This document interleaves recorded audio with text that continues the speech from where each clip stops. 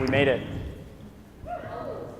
I promise that if you, I'm exhausted. This has been so busy. So I promise that if you guys stay awake, I will be entertaining.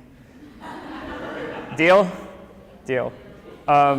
Thank you so much to Zoom and the organizers. This has just been such an incredible event, and I just wanted to thank you. So how many of you went to the SNAG conference, just real quick, by a show of hands? So this year in Asheville. Okay, so this will be a little bit similar to if you saw the presentation that my wife gave, so apologies, but it's going to be great. Amy titled the lecture, which is predominantly going to be about smith shop, metal in the Motor City, but I thought that there might have been a more accurate title to call it Metalsmithing and the Heart of Post-Industrial America. And I wasn't completely satisfied with that, so I kept naming it Crafting in the Shadow of America's Industrial Legacy. But really what I'm trying to say is that I feel like Ray on Jakku, that I'm just trying to go do my thing, and the empire is like we're living in the shadow of it. You can't escape that, the history of the place and just the magnitude of it. So a little bit about me. I'm a metalsmith, writer, and craft activist. I started as a jeweler. I still make jewelry, but jewelry doesn't define who I am as a maker or as a metalsmith. On the left here is a new body of jewelry type objects that I collaborated with Amy, my wife, on. And those are at Ficcieri Gallery right now at an exhibition in Seattle. And we're going to have a solo show of this body of work at Form and Concept Gallery in Santa Fe, which is a new craft gallery that just opened like this month. And so I'm pretty excited about that. I've also collaborated with Amy to make sculptures.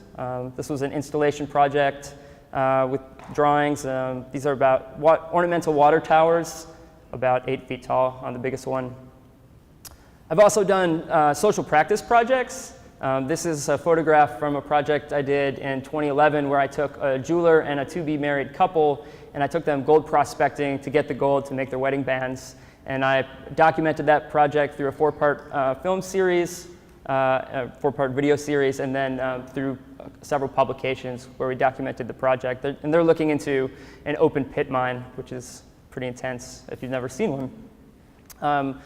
I've done projects where I've set up workshops. This was outdoors and trying to engage the public. This is a project called Raising Awareness that I worked with David Wong to organize. We had about 30 metalsmiths at an international art competition called Art Prize in Grand Rapids, Michigan.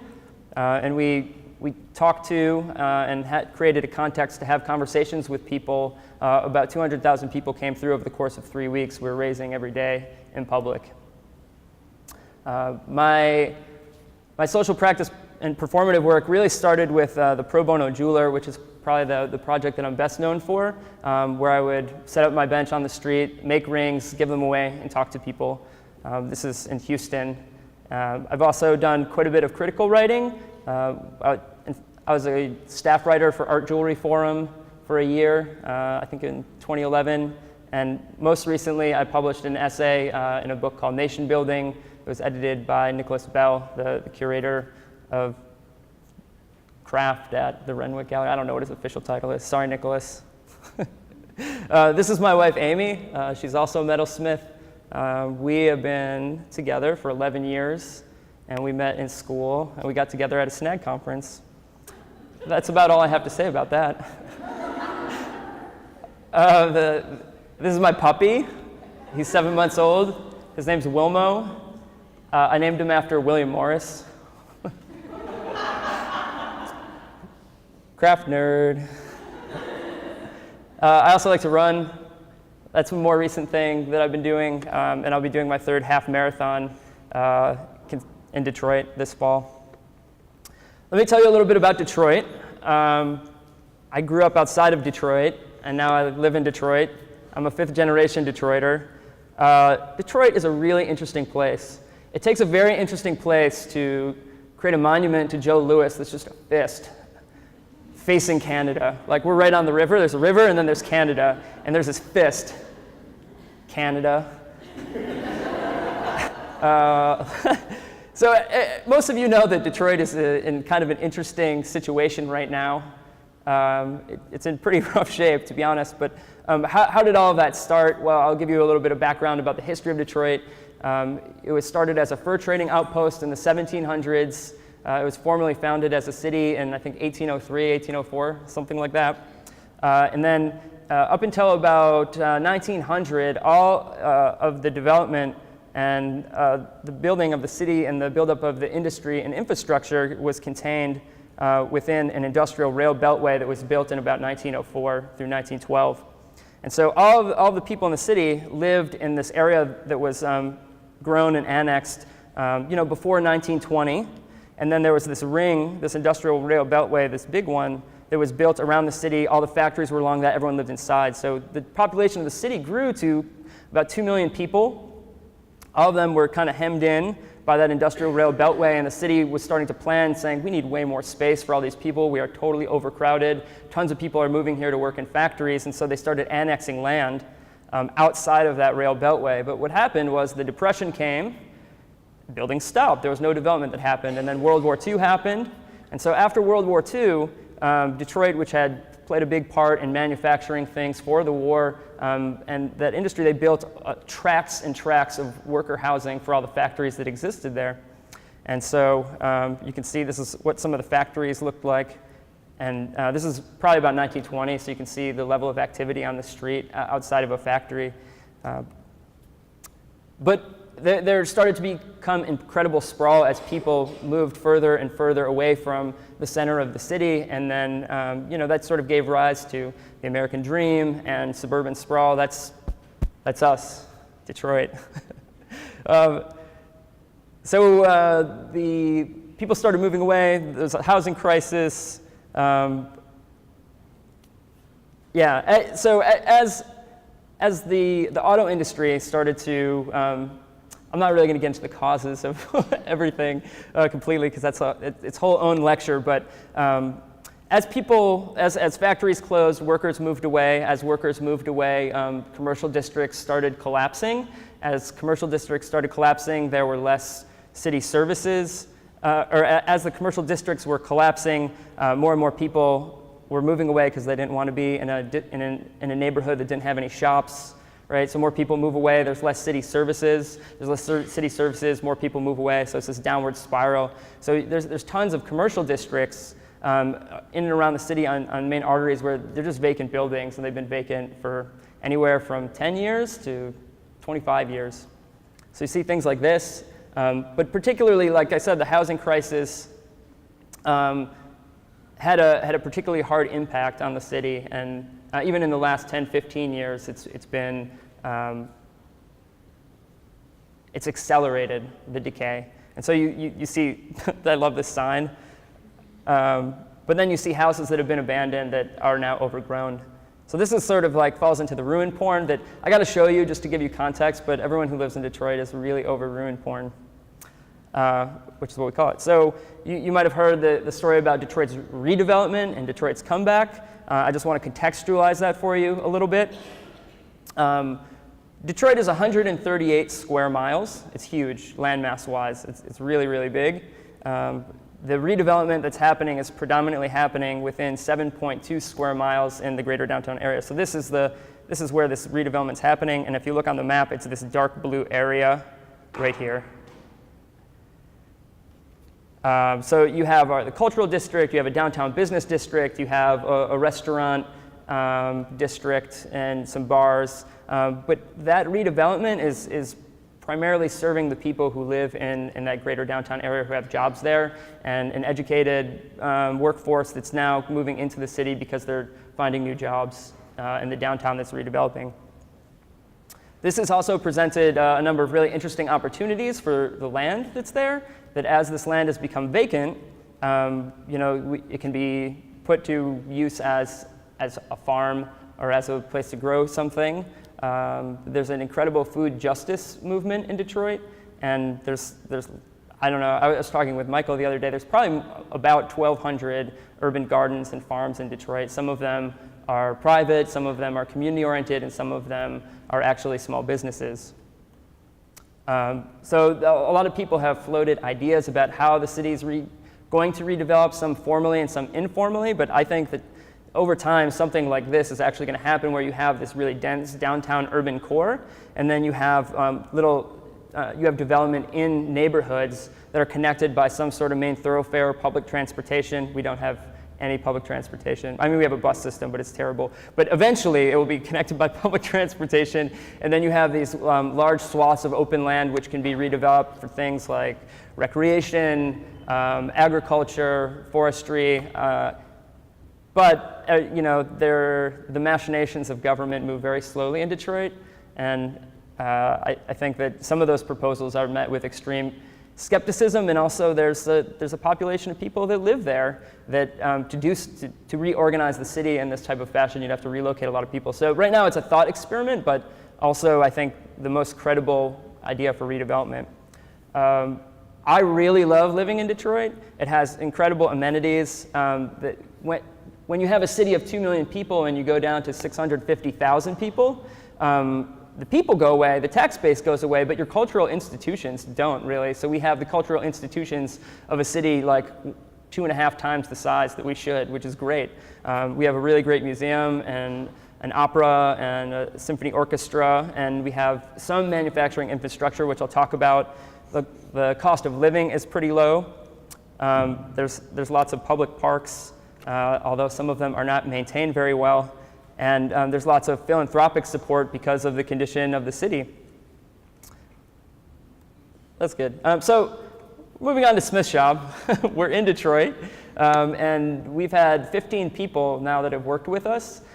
Amy and I started Smith Shop 4 years ago in 2012. We're on our 9th intern, so let this be a plug. We have an internship program. You can check out our website. There's a call for interns to start in January of 2017. But this is what we looked like in 2013. Handsome bunch. And 2014, we got a little crazier. It's 2015. It's like a yearbook of UWM alumni. And this is what we look like now. We have an intern actually starting a week and a half from now. So let me tell you about the shop. We do everything from goldsmithing to architectural ironwork. We're in 1,500 square feet in this building. It's called Pony Ride. It's a creative entrepreneurial hub in Detroit. It was built in the 30s with an addition in the 50s. And originally, it was a custom printing facility for the auto industry. So they were doing like analog printing. If you, like where it says power outlet in your car, and there's like a little stencil, that's the kind of stuff that they used to do before they used computers to do things like that. And that's what was in this building. And it was purchased by a guy who was a restaurateur who did a lot of build out of his own restaurants, and he wanted to set up a wood shop and then create a community around what he was doing. So this is the shop shortly after we moved in. This is what it looked like. There was like tons of mechanical systems that didn't work anymore that we had to rip out. We put in a $10,000 ventilation system. And we had some tools from being metalsmiths for 8 years, and we had we cashed in all of our silver and gold, and so we had like $3,000, and that's how we started our business. Eventually, we got a power hammer. That was exciting. And this is what the shop looks like about a year ago, but it's more or less this is what it looks like from one side. You can see we have a jewelry bench. 6-station jewelry bench. We got some more jewelry benches on the right, and then soldering bench, blacksmithing area. It's nice. We're well equipped, but it's not huge. We do production work.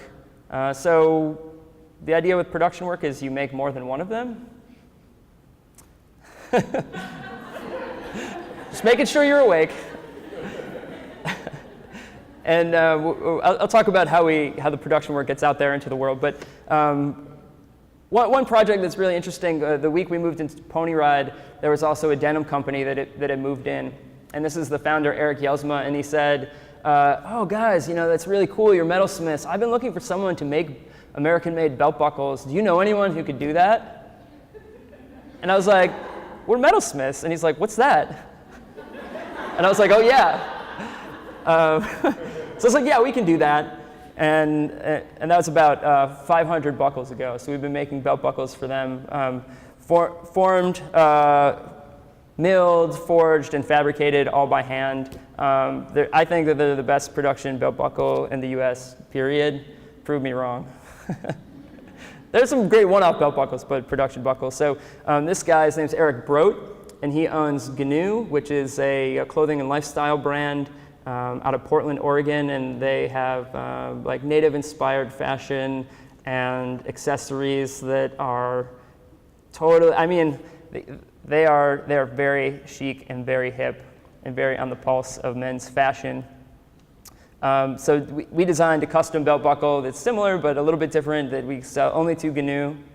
And then we also do custom stamped and engraved buckles for them. We do branded rivets that are all fabricated by hand.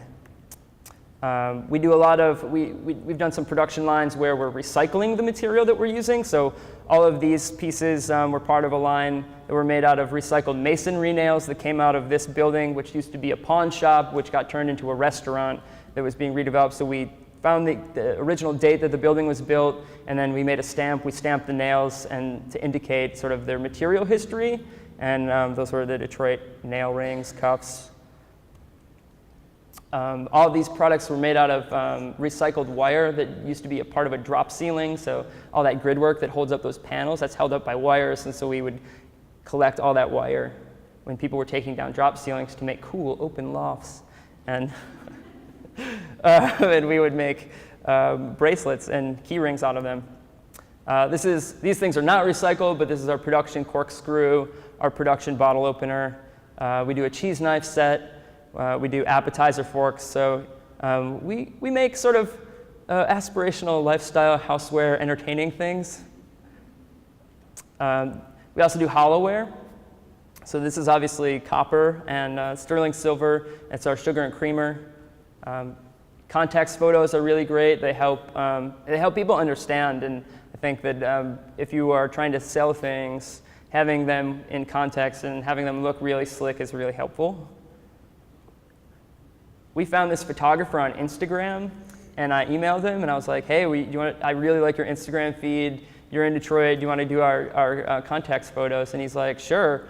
And I said, well, how much do you charge? He's like, well, I'm 18. I'm in high school. I don't really charge anything. And I'm like, no, we're going to pay you, but I really like your work anyway. So you never know on social media. It was so great.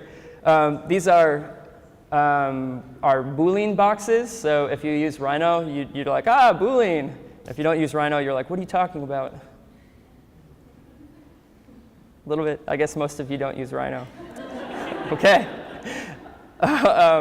We do custom forged flatware. So these are recycled sterling silver. We're getting the recycled sterling from Hoover & Strong. It starts as a 1/2-inch round bar, 3 inches. So for any of you who were in my class just yesterday, you kind of know how this process works, right? You can see how the fork starts. To make all of the ends the same, we made a swage block or a die block. I made a tool steel positive and then hardened that. Took a big block of steel that's about 3/4 of an inch thick and heated that up screaming hot and took my tool steel positive and pressed that, stamped that into the negative. So roughly all of those handles will be the same. They all need cleanup, but in the end, they look something like this, which is inspired by Art Deco architecture, which surrounds us in Detroit. It's really beautiful. This is our signature servingware set. So it's forged steel and copper. I know some of you guys are into forged steel and copper. I saw the case with all those beautiful formed spoons. Yeah, and we've had a lot of success with this. This has evolved over time. There's like the first prototypes, and we showed those around and sold some of those. And this design has evolved probably over like 2.5 years to what it is now, and where it's really tight now, super, super tight. And this has been in all kinds of magazines, which I'll talk about, but again, context photography. And then on the strength of our signature servingware set, we were approached by a high-end kitchenware store in San Francisco called March, and they said, we really like your signature servingware, but we need something that's totally unique to us. And we're like, cool, we have a price for that. And a quantity, to be fair. And they were like, okay, cool, well, we want something that's colonial but modern. And I was like, do you know that those things are like they don't necessarily go together? And I was like, all right, we'll figure it out. And so this is the March Everyday Servingware set. It's colonially inspired. And we make a lot of them, you know. And then they wanted something that was bespoke. That's the lingo, bespoke. I don't know. There's no art kitchenware. That's not a thing. But so they called it bespoke. Anyhow, semantics, right? This was just like the extreme version. These ones are about 18 inches long. This pan from tip to the end of the frying pan is 36 inches long. And I was like, you guys, no one's going to use this. This is way too long. It's like a kitchen trophy. So we tricked it out. That brass bowl is like 9 inches across. It's huge. And so that's the back. You know, decorative filing, really nice rivets, really clean forging. So we make all this production work, and how does it get out there? Well, we do wholesale, we do retail, and we do direct retail, things like art and craft fairs. So this was our setup at Craft Boston this past year. We do wholesale. This was at the International Home and Houseware Show in Chicago. So this is a huge, huge trade show. They invited us as, they call us a new designer. And so we were curated into this section of all new innovative designers. But there were people there like Alessi, Umbra, Wusthof. I mean, we're tiny. There's like these huge kitchenware companies. And I found out a lot of things about making the kind of work that we're making. One is that it's like not very commercially viable for us to be making what we're making and be hoping to get into a store with wide distribution. Like Crate and Barrel, we're way too expensive to be in Crate and Barrel. There has to be like a much higher quantity and a much lower price point to even be considered for something like that. But I connected with a lot of boutique stores, and I think that that's really what our niche is, making handmade, high-end production kitchenware. I also worked with a couple other businesses in Detroit to start a trade group where we would go to, collectively, a group of us will go to a national or international trade show. So this was the first trade show that we did together, and our group now, we just named ourselves. We're called Design Make Detroit. And there was a woodworking company, a ceramics company, a glass company, which did primarily leaded glass terrariums, and a leather company, and us. I think I got them all. 5. That was 5, right?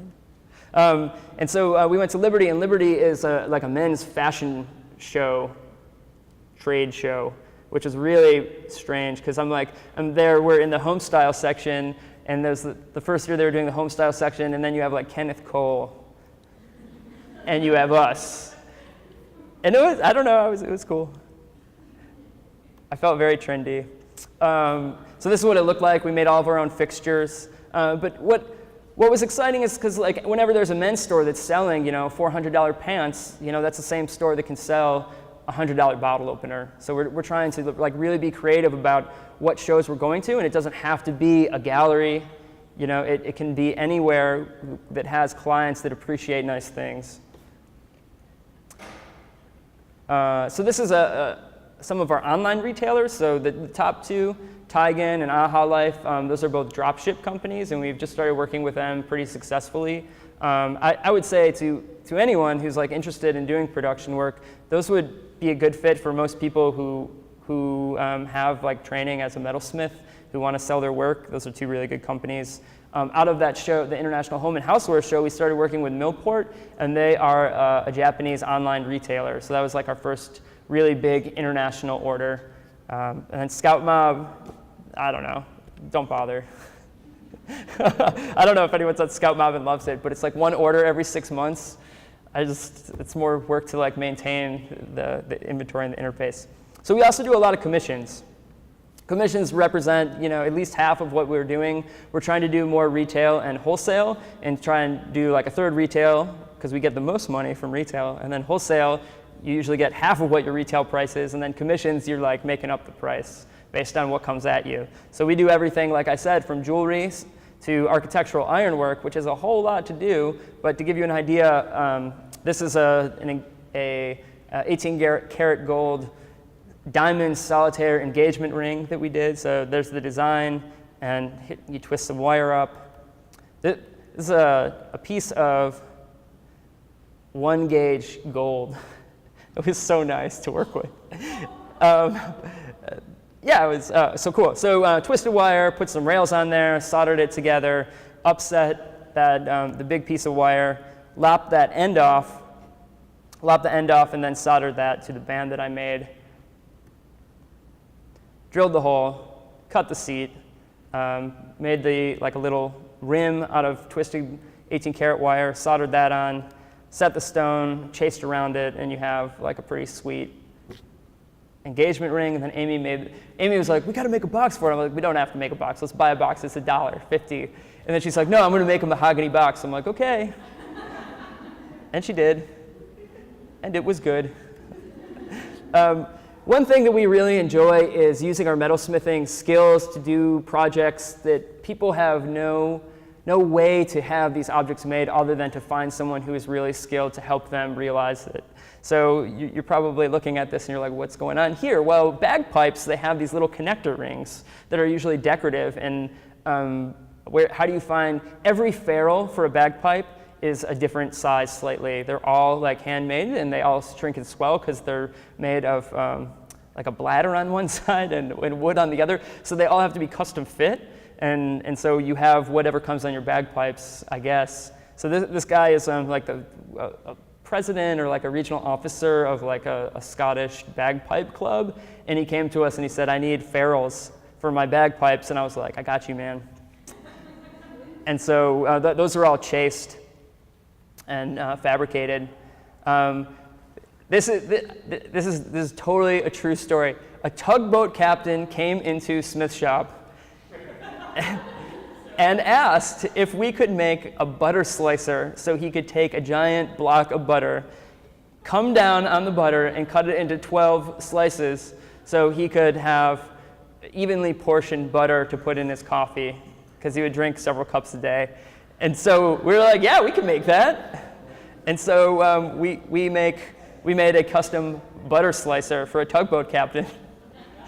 Amy also made this, it's basically like a huge cookie cutter, but for a food education organization called Detroit Food Academy that works with kids. These are some custom jewelry projects based on, this is the original radio plan of Detroit in the downtown, so jewelry. And then every commission that you design for and you propose, you don't always get them, but this one was crazy because this guy was like, I want a shoehorn that I can sell that's super custom for my high-end customers at my New York boutique. And we said, well, how custom is custom, and how much do you want to spend? He's like, well, they can afford anything. I said, anything? And I said, how about a giraffe with like 18-millimeter citrine, or not 18, 7-millimeter citrine eyes that's like 12 inches long, that's like cast and forged? And he's like, sounds good. And by the time he got the estimate, he was out of business. So that didn't happen, but I was really excited. We entertain anything. Yeah, we entertain anything, as long as they pay. This is that same pawn shop that we got the nails out of. Well, they eventually turned it into a restaurant, and we made some forged and fabricated bronze door handles and door pulls. And so this is the front door of the restaurant. That's about 18 inches tall. We did the escutcheon plate. And then this is some of the other doors. This is another, that one I think was 15 inches, and then on this side is 15 inches, 12 inches, and then there's apartments above, and we did some cool forged knobs. This was the inner vestibule. We did a forged handle, and then the little mounting plates were engraved, and the push plate on the backside was engraved and inlaid.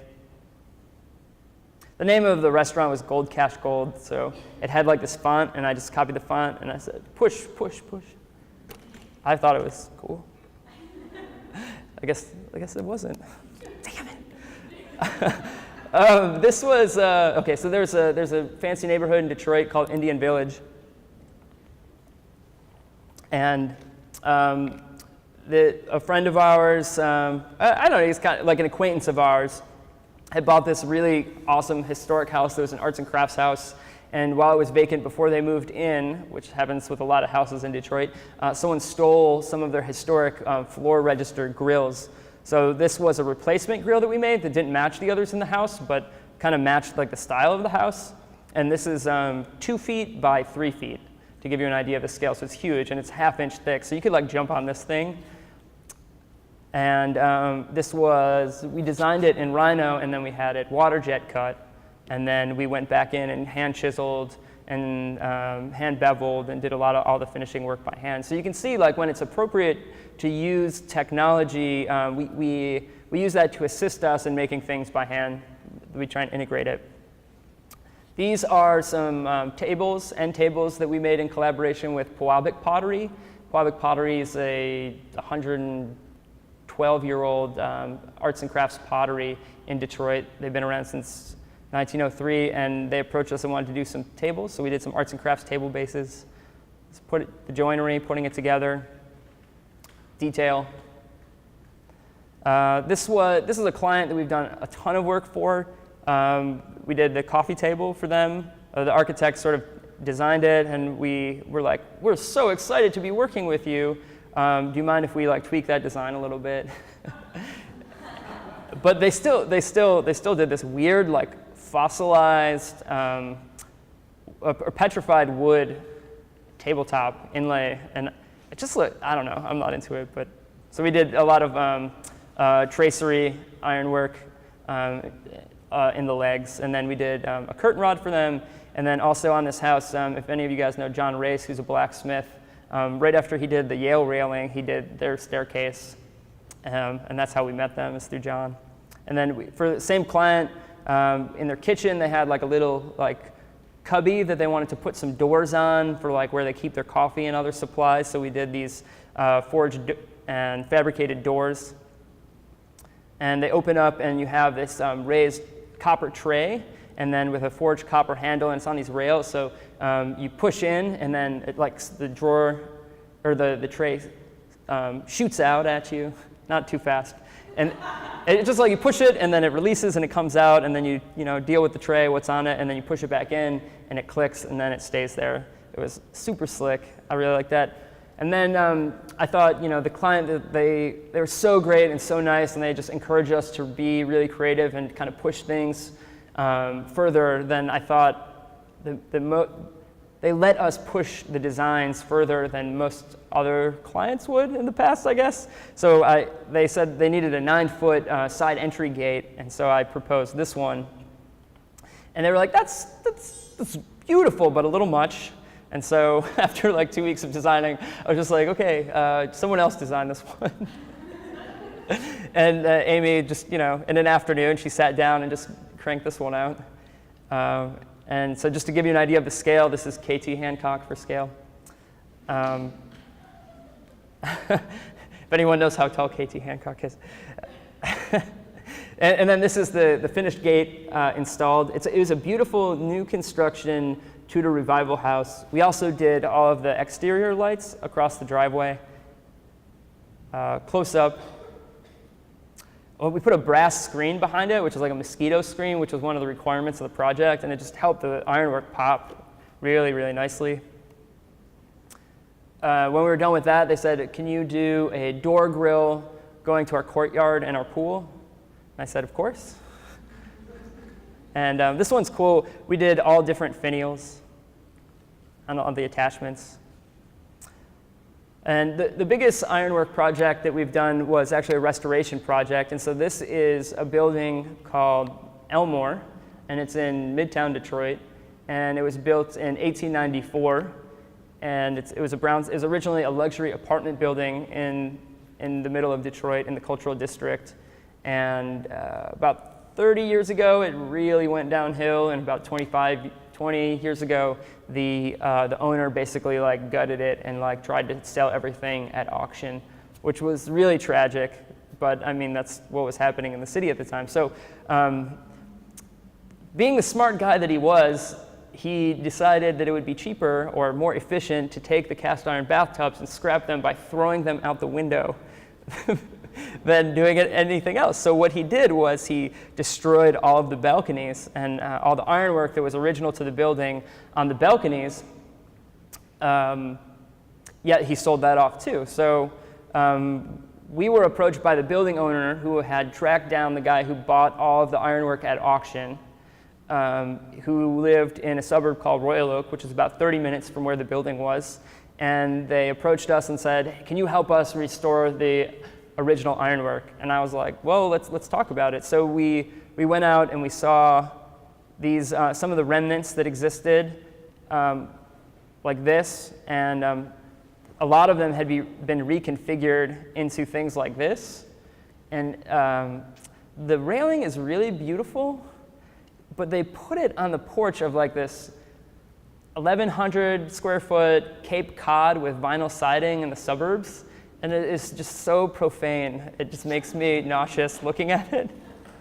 And so that we couldn't use to like restore. So we just kind of had to guess at what the original configuration would have been. But we had sort of a template for what a lot of the elements would have looked like. And then on the upper left here, you see all of the elements that we needed to recreate in order to recreate these 3 balcony railings. So we connected with Carbon Arts, which is a local foundry folks, and they were an art foundry. So I'm fond of saying if you can make one thing, you're an artist. If you can make the same thing like 10 times, then you're a craftsperson. So they were an art foundry, and they needed to make, I think, 70 identical pieces to help us replace things. And it was a challenge, but we got there in the end. And we went up onto scaffolding, and we templated the whole thing with like little boards, and came back, and then we modeled everything, and then we inventoried every single part that would have been included. And these are the 10 parts that we had to forge and fabricate and drill and slot. But then there were also multiples where they were right-handed, left-handed, they were around a curve, they were not around a curve. So that we had like this huge spreadsheet. So spreadsheets are really important. You don't know it now, but they can be. And then we had to forge 1,200 parts, which was a lot of tapers, let me tell you. Assisted by my trusty UWM alums, we forged them out. Yay. And so after we forged all the parts and we bent and we scrolled them all, we had to assemble them, and we were using all traditional joinery.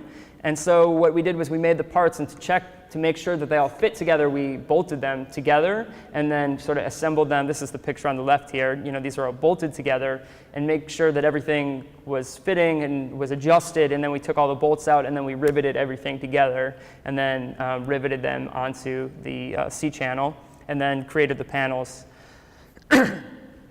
After we made the 24 panels, we then assembled those with all the cast pieces and set that up on our template, made sure everything fit. And we did this for 3 balcony railings that were all 24 feet. And then we took all those apart, and then we powder coated them. Took them to the powder coater.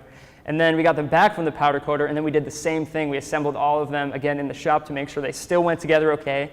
And then we took them all apart again. And then we brought them to the Elmore, where the balconies had been repaired. So one really great thing about being an undergrad at Western Michigan University was that I took a class on operating a boom lift for sculptural installations. That's not a class that really exists, obviously, just in case. So there is no test. You order the boom lift, and it shows up, and they drop off the key, and they say, have fun. So it was me and Adam and Rachel, and we were going to assemble this. And I'll tell you right off the bat, I'm afraid of heights. So, you know, there's nothing like several $1,000s to get you motivated to like get over your fear of heights or the impending contract. Anyways, so this is the first balcony railing. We put that up, And then at the end of the first day, we had the second floor installed, and then we put all the pieces up on the third floor. And then they put me up on the fourth floor and started handing me pieces, and they're attached to the boom with their cables, but I have nothing to clip to because there's nothing to clip to on the outside of this building. So I'm on the fourth floor, and I'm like,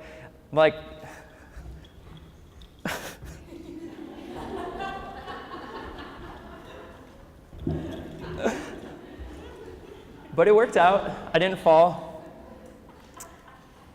We've done a number of architectural lighting projects, and this is a good example, again, of how we integrate technology and how useful it is to us. An architect gave us sort of just an elevation of the lights that he wanted us to do. And so that if you look at this polygon, this globe lamp fixture, if you see it from the side, you have no idea what the angles are going to be. Like, there's all sorts of calculations that needed to be made. And so the only thing to really do about this was to model it in 3 dimensions or build it and rebuild it until you got it right. So Rhino really helped in this situation. And then after we had modeled it, we could take all those elements, lay them out flat, send them to the water jet cutter, and then they cut them all out. And then we just held them at the right angle and welded them, which was sweet. So it looked like this. These are about 4 feet across from arm to arm. And then this is what they look like installed. It's all hand, it's not really, they call it hand blown, but I think it's actually like slumped and rolled, but antique glass. They were super nice. And then, of course, they needed lights for their pool house. And then this is just another anecdotal story about working with architects and designers and clients. We were approached to design a gate for a retail space for a winery in Traverse City. I won't name the winery. But the designer for the interior of the winery said, we want something that has wine or vine themed, and we said, are you sure? And they said, oh yes. And they were like, okay, but we're going to do it cool. So then we came up with this thing, and then the thing on the left, and they were like, we really like it, but can you put the logo in? I was like, okay. So we put the logo in, and then they showed it to the client, who they had not discussed the design of the gate with, to the client, and the client said, I hate it. And the client said, I want something very traditional and European looking, old. And I said, okay, I can do that. And then we did that, and then we presented it to the client. The client's like, I love it. How much does it cost? And then they were like, no way, no gate whatsoever. So we put like 3 weeks of designing gates into this, and there's just a miscommunication. I think it's really important when you're doing a large commission, especially an architectural one, to make sure that your budget is at least in the ballpark of what they're willing to spend, and that you have some sort of good communication happening with the client, or you make the design firm your client, and then you get a big fat deposit. You hold on to that shit. This is a gate that we're working on currently. So this is going to be an interior gate between someone's library and their living room. It's about 7.5 feet tall, and I've affectionately dubbed it the Kylo Ren gate. It's a Star Wars themed lecture. This is a door grill that we're doing for them also. And we do get quite a bit of media attention. What are we laughing at? It's me and my homegirl. Because we're at Pony Ride, so Pony Ride, there's a lot of people doing really interesting things, and so one person will be doing something interesting, and then someone will cover them, and they'll come to Pony Ride, and they'll see everything that's happening, and we'll get some coverage from that. So, I mean, we've been on TV, we've been on radio, we've been in publications, and then, so we're getting also some recognition for the things that we're actually making from the design world. And we won a niche award, which is, I can retire pretty soon after winning the niche award, because that was on my bucket list.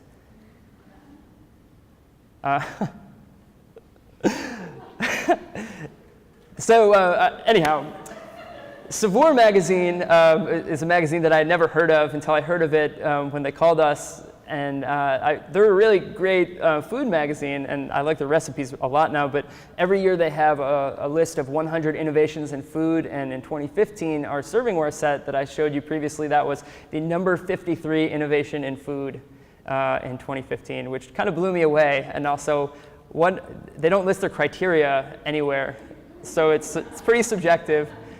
Metropolis magazine named us one of the 10 best new American makers last year, and thank you, thanks. That was a big honor. Metropolis is a great magazine, but also it's like one of those things where it's like I've been making for like 13 years. I'm new. Like, when do you stop being an emerging artist? I think it's like one of those existential questions. And we've been in Food and Wine. We're going to be in Food and Wine again next month.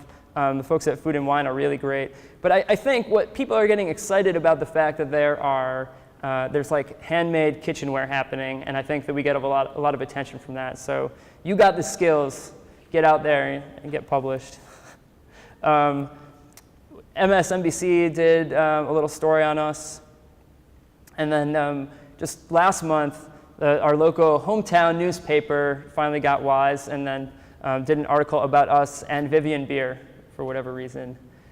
Vivian Beer, there's a story about Detroit metalwork, and they were like, well, Vivian Beer also went to Cranbrook, so she's related to Detroit. So they could have done I'm happy to be in an article with Vivian. She makes beautiful work, but they could have picked any Cranbrook grad of the many, many Cranbrook metals grads. So this guy, no one knows what he looks like, but this is Werner Herzog, who's a documentary filmmaker, and he did a short film which we were included in 2013. What is it? It was a film about Detroit. It was for American Express, and it's kind of unremarkable, but I mean, it's cool, but it's got a lot of ruined porn, so I'm like, it's beautiful. Yeah, anyways. Just look it up online. You'll find it. There's probably a link to it on our website somewhere. But I had an insight pretty recently. It was probably like 2 weeks ago, and the insight was that both Amy and I grew up in very religious families, right? I grew up pretty Jewish, and Amy grew up pretty Catholic, and neither of us are really practicing the religion thing right now, but there was a really intense community that surrounded this spirituality of that upbringing, and as we grew up, I think we never lost our desire to be part of a really intense community, which I think is why we were drawn to metalsmithing and the community, the professional community that exists, which is great. But I think that's why we yearn for community, and we're trying to build it, and we build that into our shop. I think I haven't really gone into it a lot, but part of the reason that we started Smith Shop was that we wanted to do things collaboratively and sort of de-author the work and just focus on making the best possible piece of metalwork based on the parameters that we have in front of us. And then we can all come together and use whatever talent pool we have that we're helping to establish to just do that thing. So anyways, community's always been a really big thing for us. At Smith Shop, we've been teaching classes for 3.5 years at our studio, so we'll work a full day, and then we'll teach a class in the evening, and sometimes we'll do that 2 or 3 nights a week, and it's exhausting. But this is a chasing and repoussé class that was taught at it's always a really small class size too. There's 5 people in this class. A couple years ago, we did a hammering symposium, and we brought Paul Mergen, who is he's a really wonderful coppersmith, and not many people are familiar with his work.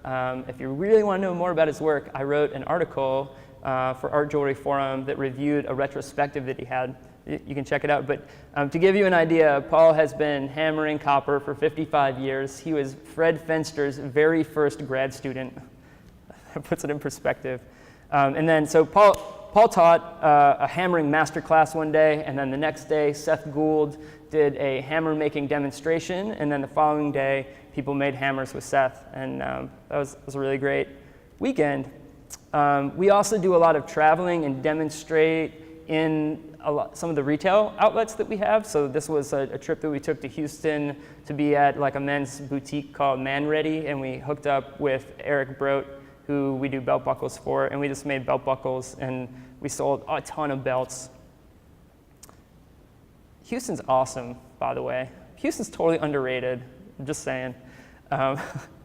We also, we did a demonstration around Christmas at Shinola's New York store. So it's like right in the middle of Tribeca, and like if you look, this is like their fitting room, and we like tied back the curtain and we set up like a bench and an anvil and a torch. And it was really crazy because we didn't do this in Houston, but because we got wise, but what we were doing is we had gone onto eBay and we had bought lots of silver, like a lot, anyways, like we bought silver. We bought, I think it was like 4 pounds of silver, and then we were melting that down and pouring it into an ingot mold in the store, and like carbonizing the ingot mold, and there's like soot, and we're like pouring it molten metal, and then like forging it octagonal, and then fabricating the whole thing from like original piece of jewelry into belt buckle, and people were losing their minds. And now my dog. So this is the Michigan Central rail station, which has been one of the biggest symbols of decay in Detroit. And there's an organization called the Roosevelt Proxy Project, and they are in charge of sort of reprogramming and helping to revitalize the park. And 2 years ago, they partnered with a college and with a high school in Detroit to do a project to work on the revitalization component, and they were going to turn this shipping container into a restaurant in the park. It was going to be a sushi restaurant in the park. So they approached us and they said, well, can you help mentor kids, high school students, to learn how to do some of the tasks necessary to help us build this out. So every Saturday for 6 months, we had high school students coming in, cutting, grinding, welding, fabricating, all the fixtures to go into that shipping container to turn it into a sushi restaurant, which was awesome. And so this is the group of students from Western International High School, and there was this one dude, Giovanni, and Giovanni was like, he would come early, he would stay late. It was so clear that he was so into metalworking that we were just like, Giovanni, you should come back for class on Wednesday. And he just kept coming, and he came to every class for 3 years. And he got like a pretty sweet little extracurricular metals education. And then now he's off to college for engineering, but like it doesn't necessarily have to be a formal program, but I think that we want to use Smith Shop as a platform to use our skills to connect to the community around us. So coming at community from another perspective, right? This is Pony Ride, and it's a creative entrepreneurial community. There's a lot of startups here, right? So when you're a startup, eventually, if you're doing things right, you're no longer a startup, and you're no longer a new maker, but you have emerged, and then you might outgrow your space, but then what do you do, right? So the logical thing is to move into a bigger, better space. Well, this is what the other spaces in Detroit look like. and so there's a problem, really, because if you have a successful business, you're not usually big enough to like buy your own building, because it costs a lot of money to purchase and to renovate a building, and credit and financing in Detroit is super hard still. And if there's a building that has been maintained or has been bought and already renovated, the rents are so high that anyone who's doing like craft manufacturing can't usually afford to be in that space. So that's mostly like downtown office space that's happened to.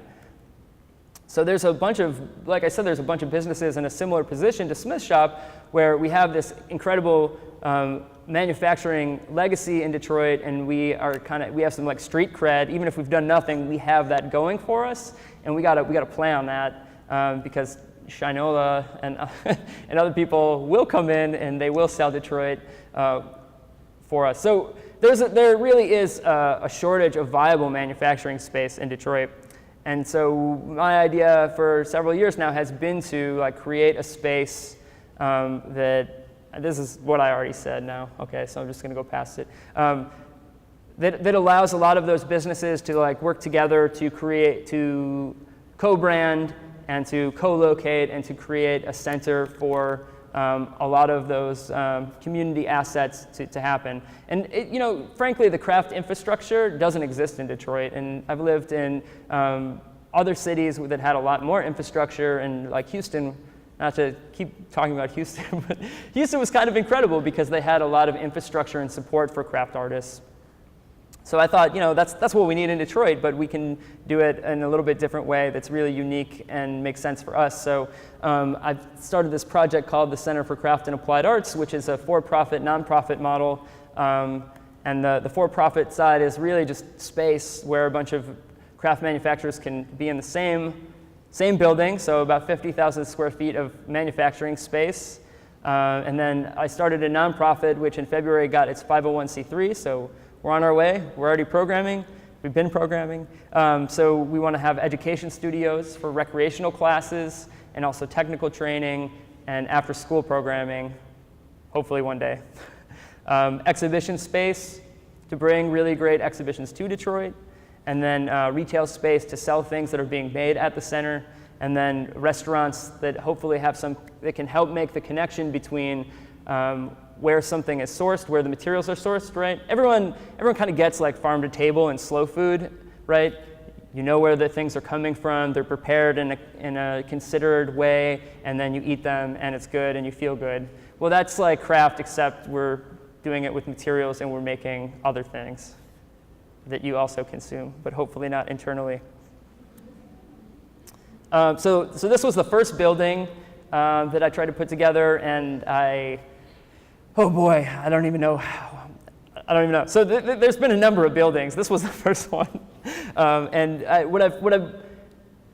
was not trained to be a real estate developer, but I find myself in the role of real estate developer. And so I'm trying to put together capital and potential leaseholders and like close a real estate deal and find buildings, and doing it all at the same time so nothing falls apart. So this first building was sweet, but it didn't work. Then I partnered with a developer who was like in the process of closing on a building, and we had like this interesting partnership, and I helped him move through the process of planning the space with an architect. We had the entire interior laid out. I went through the zoning process to get with him, with the city, to get the building rezoned to do what we wanted to do. I had 30,000 square feet accounted for in leases, and then like the agreement that we had kind of like about how we were going to work together, he's like, I'm not going to give you all those things now that I said I was. And I was like, well, that's not right, because and I realized that developers are kind of assholes. I hope none of you are a developer.